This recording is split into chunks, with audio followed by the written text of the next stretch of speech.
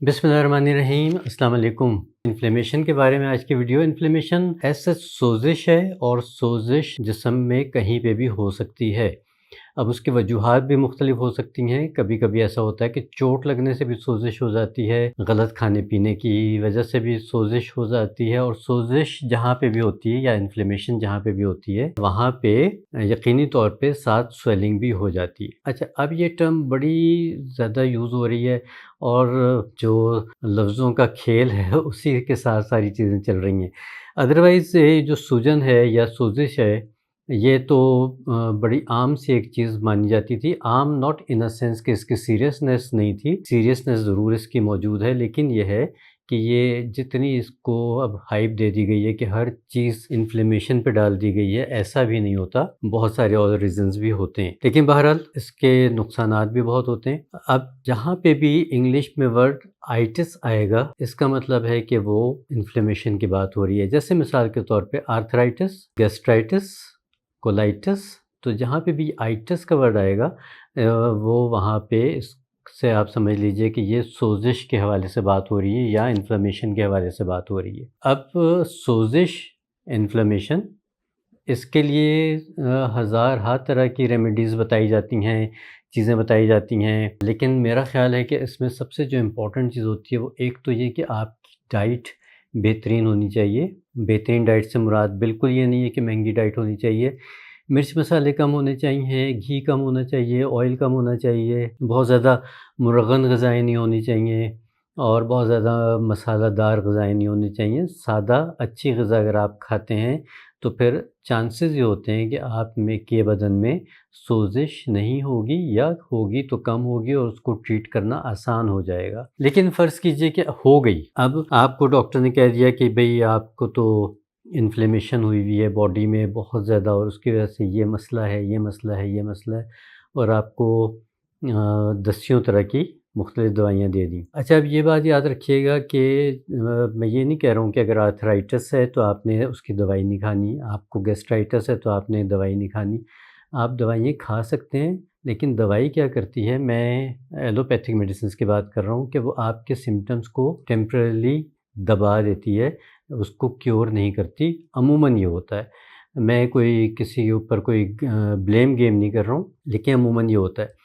جبکہ ابھی جو میں آپ کو نسخہ دینے جا رہا ہوں، یہ آپ کی ہر طرح کی انفلیمیشن کو نہ صرف یہ کہ ختم کرے گی، بلکہ آئندہ ہونے سے بھی بچائے گی، اور یہ صرف اور صرف آپ کی سوزش نہیں ٹھیک کرے گی، بلکہ یہ آپ کے جسم میں اور بہت سارے فائدے لے کے آئے گی۔ جہاں دوسری دوائیاں فائدہ دینے کے ساتھ سائیڈ ایفیکٹس لے کے آتی ہیں، یہ والا نسخہ جو ہے وہ سونے پہ سہاگا ہوگا، کہ فائدے کے ساتھ ڈبل فائدہ ہوگا۔ کچھ اور جگہوں پہ بھی آپ کے بدن میں اس کے فائدے نظر آ جائیں گے آپ کو۔ نسخہ بہت ہی سمپل سا ہے، بہت سمپل نسخہ ہے، لیکن بہت ہی طاقتور نسخہ ہے یہ۔ اس میں ہمیں صرف دو چیزیں چاہیے، اور وہ دو چیزیں، یہ نسخہ ہر طرح کی انفلیمیشن کے لیے تیر بہدف کا کام کرے گا، ٹھیک ہے؟ تو یہ میں ریپیٹ کر رہا ہوں بار بار، اور بڑے زور دے کے یہ بات کر رہا ہوں۔ اب نسخہ نوٹ کیجئے کہ اس میں ہمیں کیا چاہیے۔ ہمیں سوکھا دھنیا چاہیے 2 حصے، اور ایک حصہ ہمیں چاہیے سونٹھ، یعنی کہ سوکھی ہوئی ادرک، ان کے پاؤڈر ہمیں چاہیے۔ 2 اور 1 کا ریشو ہم نے رکھنا ہے۔ 2 حصے ہمارے ہوں گے سوکھا دھنیا کا پاؤڈر، 1 حصہ ہمارے پاس ہوگا سونٹھ کا پاؤڈر۔ مثال کے طور پہ آسان لفظوں میں آپ کو سمجھا دیتا ہوں کہ 2 چمچ آپ نے لینے ہیں دھنیا کے تازہ پسا ہوا پاؤڈر، تازی سونٹھ کا پسا ہوا پاؤڈر۔ تازی سونٹھ سے مراد یہ ہے کہ آپ نے پاؤڈر بہت عرصے سے پہلے سے بنا ہوا نہ رکھا ہوا ہو، یا آپ نے بازار سے بنا بنایا خریدا نہ ہو، ٹھیک ہے؟ سونٹھ کو گھر لے کے آئیے، اس کو تھوڑا سا کوٹیے، اور اس کے بعد اس کو پیس لیجئے، اس کا پاؤڈر بنا لیجئے بالکل باریک۔ اسی طرح سے ثابت دھنیا لے کے آئیے، صاف کیجئے اس کو، اور اس کو اپنے گھر کے گرائنڈر میں پیس لیجئے۔ 2 ٹیبل اسپون ہو گیا آپ کے پاس سوکھے دھنیا کا پاؤڈر، 1 ٹیبل اسپون ہو گیا آپ کے پاس سونٹھ کا پاؤڈر۔ یہ ایک ریشو آپ کو بتا رہا ہوں، آپ چاہیں تو اس کو 10-15 دن کا بنا کے، زیادہ مقدار میں بنا کے آپ رکھ سکتے ہیں۔ ان کو آپ نے مکس کیا، مکس کرنے کے بعد آپ اس کو رکھ لیجئے، اور کرنا کیا آپ نے کہ 200 ml آپ نے پانی کو گرم کرنا ہے، کھولانا ہے پانی کو، اور اس میں سے آپ نے آدھی ٹی اسپون سے لے کے 1 ٹی اسپون تک کا اس کی خوراک ہے۔ تو اگر تھوڑے سے کم ایج کے لوگ ہیں، یعنی ٹین ایجرز ہیں یا 10 سال سے اوپر کے ہیں، لوگ اور 20 سال سے کم ہیں تو وہ اس کی آدھی چمچی سے سٹارٹ کریں گے، اور جو 20 سال سے زیادہ کے یا بڑے یا بوڑھے لوگ ہیں وہ اس کی 1 چمچی تک استعمال کر سکتے ہیں۔ تو کرنا کیا آپ نے کہ آپ نے ایک گلاس میں، جس میں ایک مگے میں آپ نے یہ 1 چمچی آدھی چمچی جو بھی آپ کی خوراک ہے وہ آپ نے ڈالی، اس کے اوپر کھولتا ہوا آپ نے 200 M L calculated 200 M L آپ نے پانی ڈالنا ہے اس میں، اور اس کو آپ نے اوپر سے ڈھک کے تھوڑی دیر کے لیے رکھ دینا ہے، لیٹ سے فار فیو سیکنڈس، کہ یہ تھوڑا سا اس میں دم آ جائے۔ اس کے بعد یہ آپ نے پی لینا ہے قہوہ، آپ اس کو قہوہ کہہ لیجئے، خساندہ کہہ لیجئے، جو بھی آپ اس کو کہنا چاہیں۔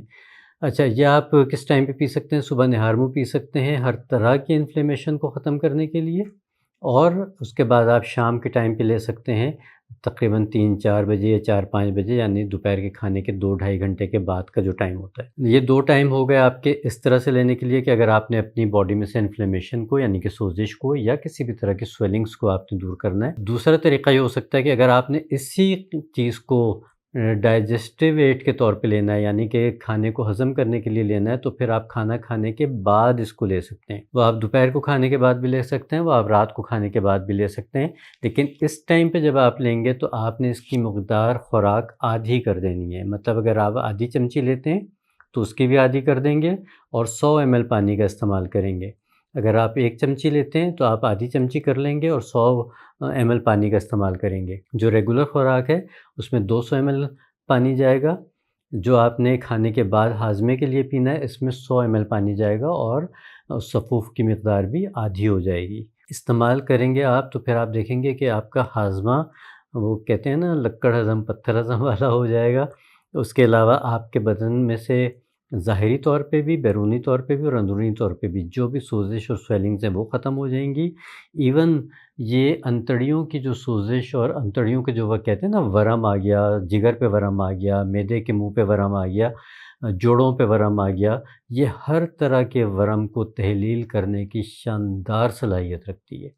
اور یہ ایک نسخہ آپ نے اگر لگاتار استعمال کر لیا کچھ عرصہ، تو آپ جو مرضی مہنگی سے مہنگی دوائیاں استعمال کر لیں، یہ اس کے مقابلے میں بہتر سے بہترین رزلٹ آپ کو دے گی، بغیر سائیڈ ایفیکٹ کے، بلکہ مزید فائدوں کے ساتھ۔ اور اس کے فائدے کیا ہوں گے؟ جب آپ اس کا استعمال کریں گے تو آپ کا بدن، آپ کی باڈی خود آپ کو بتائے گی کہ آپ کو اس میں کیا کیا فائدے ملنا شروع ہو گئے ہیں۔ آپ کتنے ایکٹیو ہو جائیں گے، آپ کی سستی تھکاوٹ اتر جائے گی، آپ کا بوجھل پن اتر جائے گا، پٹھوں کا درد ختم ہو جائے گا، بدن میں سے کھچاؤ ختم ہو جائے گا، اور اس طرح کے سارے معاملات جو آپ کو اندر سے کھوکھلا کرتی ہے، انفلیمیشن، سوزش، وہ بالکل جڑ سے اکھڑ کے آپ کے بدن سے باہر چلی جائے گی۔ یقین کے ساتھ اس نسخے کو استعمال کیجیے اور اس کے فائدوں سے خود بھی فائدہ اٹھائیے اور دوسروں کو بھی ترغیب دیجیے کہ یہ ہوم ریمیڈیز، کچن ریمیڈیز بہت سہولت سے، بہت سستے میں بہت بڑے بڑے کام کر سکتی ہیں، جو بڑی مہنگی مہنگی ہزاروں کی دوائیاں بھی نہیں کر سکتی۔ تو اگلی ویڈیو تک کے لیے اجازت دیجیے، ویڈیو کو لائک کیا کیجیے، کامنٹ کیا کیجیے، سبسکرائب کر لیجیے چینل کو، اور ہمیشہ دعاؤں میں یاد رکھا کیجیے۔ اللہ نگہبان، پاکستان زندہ باد۔